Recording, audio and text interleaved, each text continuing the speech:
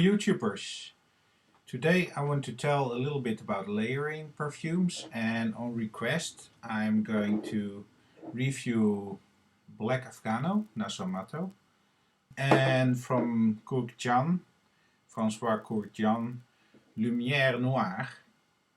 That are two fragrances that sometimes I not mix, but I put a little bit of the heavy stuff on my wrists.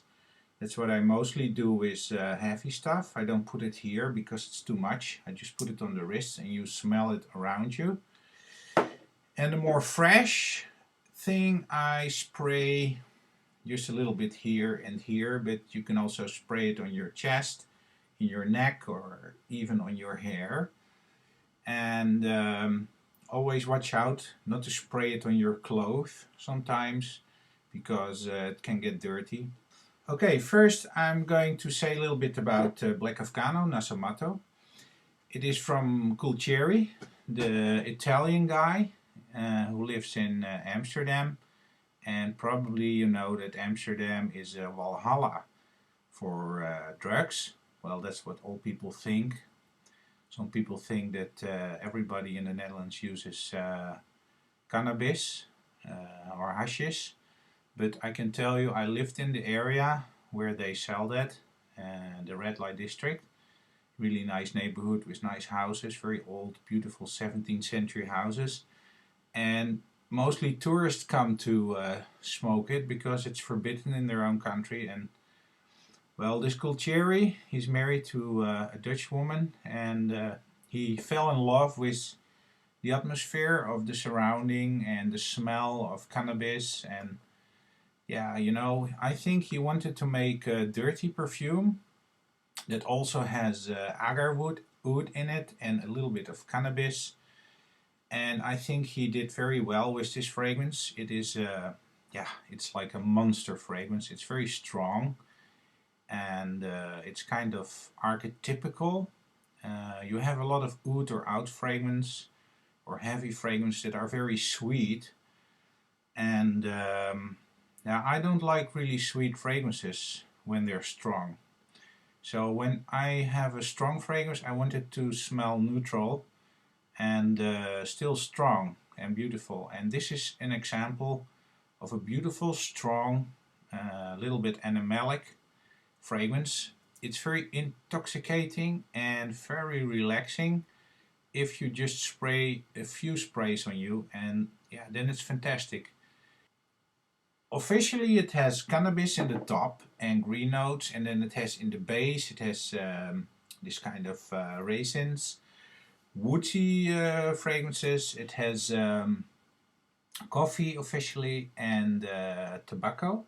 And then in the base notes it has this this incense and this agar wood, this oud or out from the trees, and that's what it officially is. But to me, when I smell it, my first impression is dirty and beautiful. That's what I think of it. And yeah, is it really necessary to have this in your collection? Well, I think it's kind of unique. I think it's a unique fragrance. There's nothing really like it, and you can of course buy beautiful ouds or outs, but they're all more sophisticated and more fresh or sweet. Well, I don't like the really sweet ouds or outs. I like this one because it's a beast, and at the same time it's intoxicating. It's relaxing, and yeah, I mean, you don't need a lot of it. I have this for, well, almost half a year, and I just do one spray on both wrists and that's enough. So remember Nasomatto, Black Afgano, and yeah, you can always try it. Then the other question to review was Lumière Noir, that you have for men and women. And yeah, you know, this François Courtjan, he makes really beautiful fragrances. And this one is fresh. It is a rose, kind of musky fragrance. And when I spray it on, my girl always likes it, and she always asks, what is it that you have on, you know? And when I sprayed this the first time, I didn't really feel what's so special about it, but after sometimes, let's say half an hour, it gets really nice. It's not that I really smell it, but the people around me smell it. You know, Black Afgano I smell myself, but this one I don't smell, but people like it really on me. People who reviewed fragrances and know a little bit about it all say that it's really nice, and I think they're right. And yeah, you know, I have it in my collection, and I spray it on mostly sometimes as a surprise to myself, you know, because I don't know why it's so nice, but it is so nice. I cannot really say why. It is so, yeah, fresh, musky. It's a little bit feminine in some way. That's maybe why my girlfriend likes it so much. But at the same time, it's really a male fragrance, a fragrance for men. Although you have also a female version. So it's a fresh one, and you cannot get wrong with this one. If you want a fresh, little bit more expensive, beautiful scent that's always good, then you could try this one, Lumière Noir. Lumière Noir is actually that black light in the night. Eh? It's kind of this atmosphere. And I sprayed it on here and this one on the wrists. And maybe you say, you know, it's impossible to combine these fragrances, but some fragrances don't combine and some do, you know. This one goes very well with this one, strangely enough. The rose, maybe, the fresh thing goes very well with the Black Afgano oud and a little bit of cannabis. But it doesn't go very well, for instance, with, let's say, this one.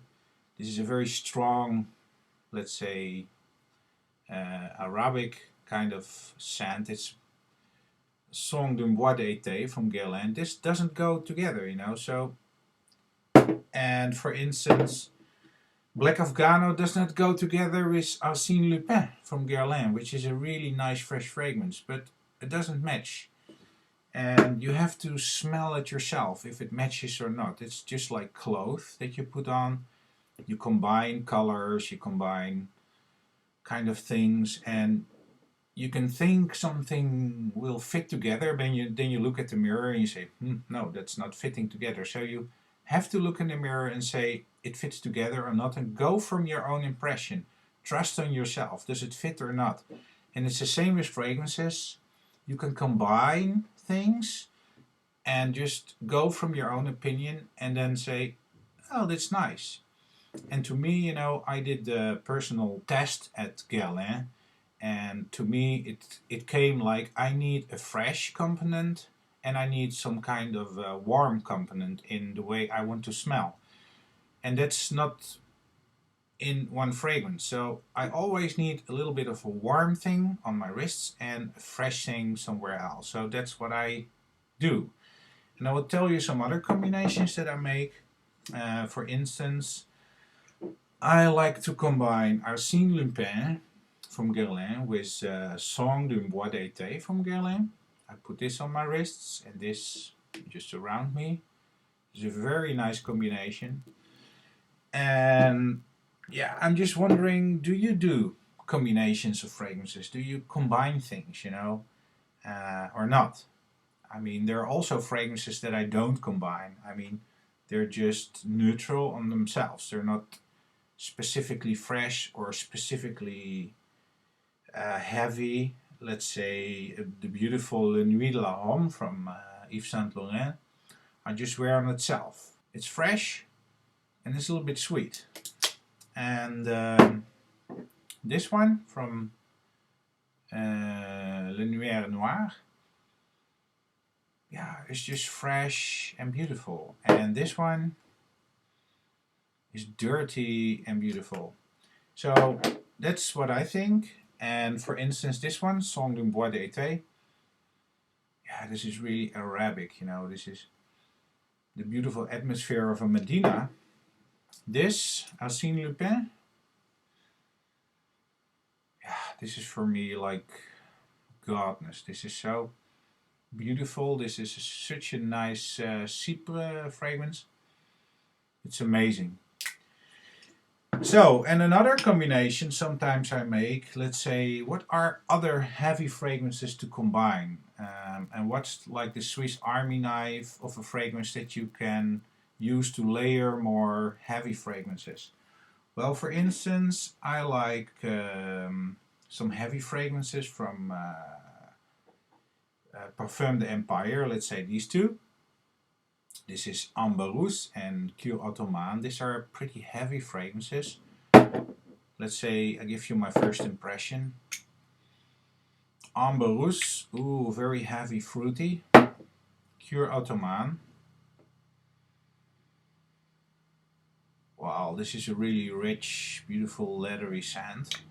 And you know, these two I also only spray on my wrists. I don't like to spray this here, you know, it's too much for me. I just like to spray this on my wrist, and then I also use a fresh fragrance just to make it a little bit more easy to wear. And what can you use as a fresh fragrance? I think all summery fragrances, all citrus fragrances, like I have some unpacked creeds that I just bought, like Nearly Sauvage or Green Valley, that are both really nice summery fragrances. Just spray this around you here, and the heavy ones, the heavy hitters there. The same with, let's say, Santal 33. It is a really heavy, dark, deep, beautiful sandalwood fragrance. I use the oil. It's really nice, it's really deep. I put it on my wrists here, and then I layer this with really more fresh sandalwood fragrance. Also, I stay in the same family. I layer this with Bois de Ile from Chanel. That's a really nice combination. And you can also use other fresh fragrances to combine things, let's say from Atelier Cologne. It's a beautiful Grand Neroli fragrance, a really beautiful Neroli fragrance. You could use, let's say, Acier Aluminium from Creed. It has a little bit of ambergris thing in it, and still fresh. And you have the really fresh pine tree fragrance Apicea from Creed that you can use really as a nice fragrance just to have the freshness. And the Swiss Army knife, which you can layer all your fragrances, is of course the beautiful Molecule number 1 from Eccentric Molecule. I use Molecule number 1. You see, I use it a lot to layer my fragrances when it's too sweet. Even when I get or buy a fragrance that is not like really super nice, then I can still make it in some way nicer with Molecule number 1.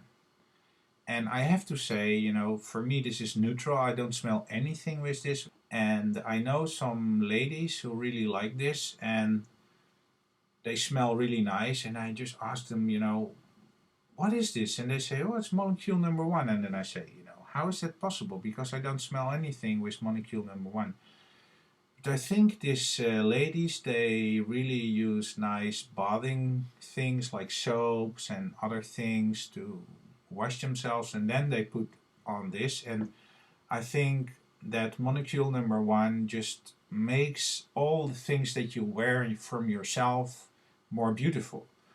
So this is like a Swiss Army knife thing, you know. It's always good to have in your collection, always. And well, that's what I think about a little bit about layering, and about the two fragrances that I kind of reviewed. Black Afgano, not sweet, beautiful oud or oud scent, and Lumier Noir, a really fresh, beautiful rose musky scent. Both very intoxicating in their own way, and even possible to combine. So that's what I think, and I'll just tell you one more thing that I just bought, and that it's really nice to have in your collection or to own. That's like a new addiction for me. It is, yeah, it's candles. I like candles in my house with fragrances. I don't really like the sticks that you put in your house because you smell them all the time. And what I want is I want to smell some kind of atmosphere sometimes in the evening when I hang around in the house or when it's a cozy atmosphere. And I started with the Cire Trudon candles from this box, and I bought the Manon. And the Manon is kind of a lavender scent. It's really nice. It's finished now, as you can see. And I got some idea to buy a new one from a friend in England, and it's from Penhaligon's. It's this one, this box, really beautiful big box, and it is yeah, it is a candle from Penhaligon's, and to me it sets the standard for beautiful candles. This one, it is from Penhaligon's the Maduro leaf. It's this one. It's this one. It has, yeah, it smells like a gentleman's office. You smell some tobacco, cigars, dark wood, and it's really, really, really nice. And it's a little bit like the candle from Cire Trudon, the Ernesto, but this one is a little bit better, and it burns like more than 100 hours, and yeah, this is the new standard, guys, to have in your house. I mean, even your woman or your partner will like this one. And they're not very cheap, around, I think, in dollars, about $120 something. In the Netherlands, they were a little bit too expensive, I think. But it is a really nice one. Penhaligon's Maduro leaf. Just remember this one. It was on sale during Christmas, 50% off. I was too late for it, but maybe they do it next year again. Try it, Penhaligon's. Ooh, beautiful. Now, well, that's it for today, and I hope you liked it. It's a little bit strange, different review. It's a little bit controversial. I just want to give you my idea. Try it sometimes. Heavy fragrances on the wrists, the fresh thing around you. Go from your own impression if it fits together or not. You can use summer fragrances to make it a little bit fresh. You can use the more heavy hitters for winter and fall to put on your wrists. Even in summer sometimes you can spray a little bit of the warm thing on your wrist, maybe for the evening. And there's one more last thing that I wanted to tell you, is also on request. And yeah, I don't know how to say this, but I really want to do it. I want to share some fragrances with you. I'm going to, yeah, to sell my fragrances to others. I want to give people the possibility to order just a few little samples, or maybe 10 ml or 20 or 30 ml, maybe even sometimes 50 ml, I don't know. And if you think you want to try some of the fragrances that I reviewed, you can just let me know, and I can send you some samples, and I will just put it on somewhere later on this spring or the beginning of this year to let you know how to do that. And I will send them overseas, wherever you are, in yeah, a neutral thing. But I also find some beautiful old perfume holders, and for instance this one I found in an antique shop. It is from an old Russian factory. You can spray around you. It's beautiful. It's almost like from the old Russian Relais factory, the first perfume company, or the biggest one in around 1900. I have another one here. I bought a few. I just want you to have the possibility to have your perfumes in nice little bottles or things. You know, here you can see it. It's beautiful decorated and it works really well. You can screw it off and you can put your perfume here and you can take it with you. It's really nice. I have things like that I want, yeah, for you to have if you like that. And there's one more last thing. I have three last things, I think. There's a book that you could read about perfumes if you're really interested in perfumes. Oh, there's one little last thing that I wanted to tell you that's about a book that I read from Chandler Burr. This one. It's written by this guy who is a journalist of the New York Times, I think. And he wrote a book about this guy who makes beautiful perfume reviews. It is this Luca Turin, the guy who writes about perfumes, who knows a lot about perfumes. And he wrote a book about this guy. And it's kind of interesting. It's the pioneer in perfumes, in the Imperium of perfumes.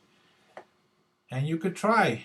And you know, in this way you get to know a little bit more about perfumes. And later on I will just tell you some more about perfume families. Thanks for watching and I'll see you next time.